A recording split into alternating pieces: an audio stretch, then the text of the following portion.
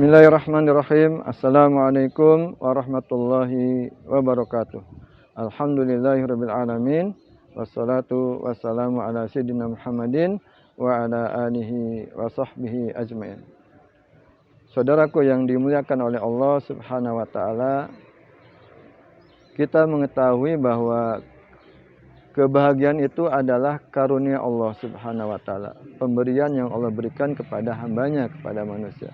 Oleh karena itu, agar kita bisa meraih kebahagiaan, harus dekat dengan sumber kebahagiaan. Harus akrab, harus takorub, harus terus mendekat pada sumber kebahagiaan, yaitu Allah Subhanahu wa taala. Oleh karena itu, salah satu atau di antara sumber kebahagiaan adalah takorub ilallah. Kita mendekatkan diri kepada Allah Subhanahu wa taala. Kita berupaya terus untuk melakukan amal ibadah yang bisa mendekatkan diri kepada Allah Subhanahu wa taala. Di antara amal-amal makhdoh, ya, ibadah makhdoh yang langsung berhubungan dengan Allah Subhanahu wa taala, yang mendekatkan diri kepada Allah Subhanahu wa taala, ini yang sangat penting saya sebutkan ada empat. Ada empat. Yang pertama adalah as-sholah. Sholat, khususnya sholat 5 waktu ditambah dengan sholat nawafil. Sholat ini munajat kita dengan Allah Subhanahu wa taala. Sehingga orang-orang beriman itu merasakan nikmat, merasakan bahagia, senang ketika bertemu dengan Allah, bermunajat dengan Allah Subhanahu wa taala. Makanya Rasulullah SAW menyampaikan ketika waktu sholat tiba, beliau menyampaikan, arihna biha ya Bilal. Kita rehat dengan sholat ya Bilal. Kita rehat dengan sholat. Artinya kita bisa, Rasulullah bisa berlama-lama dengan sholat, bisa menikmati sholatnya, bisa menikmati sholatnya, bukan rehat dari sholat. Artinya sholat segera selesai, tapi rehat dengan sholat.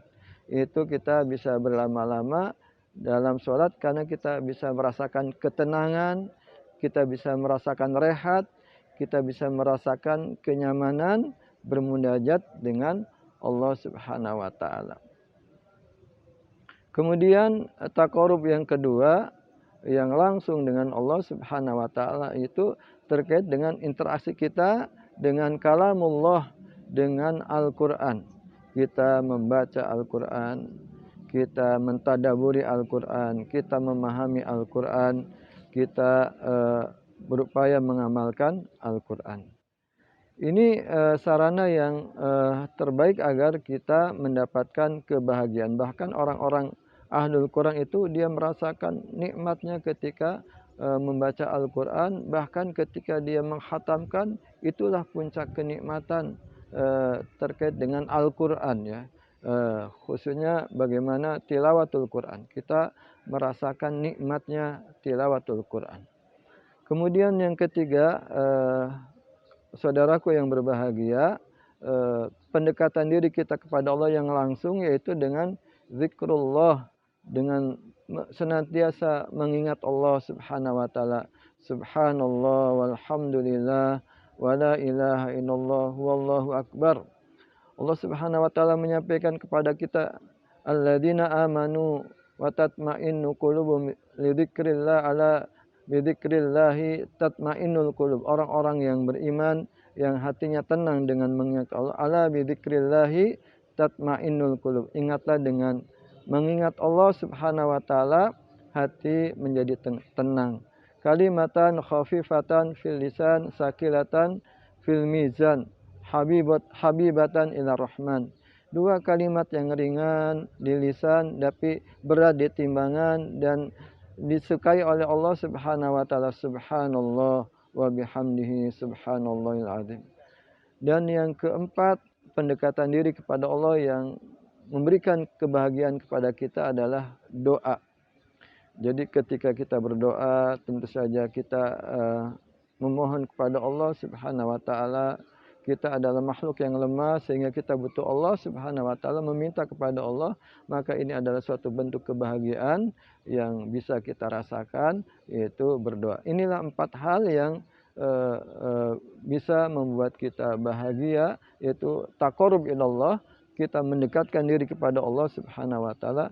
Dan keempat ini ya yang paling utama tentu saja salat, karena di dalam salat itu ada tilawatul Quran, ada zikrullah, dan ada doa. Maka marilah kita perbanyak salat, wabil khusus kita berupaya terus menjaga sholat 5 waktu, kita upayakan berjamaah dan di masjid, sehingga Allah memberikan banyak kebaikan kepada kita. Rasulullah menyampaikan terkait sholat, wa ju'ilat qurratu aini fis sholat, dan dijadikan penyejuk hati, buah hati, sesuatu yang sangat menyenangkan adalah di dalam sholat.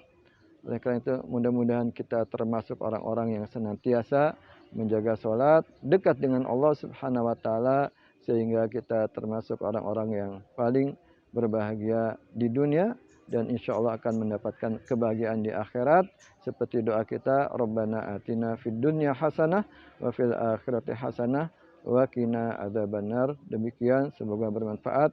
Wallahu a'lam bishawab. Assalamualaikum warahmatullahi wabarakatuh.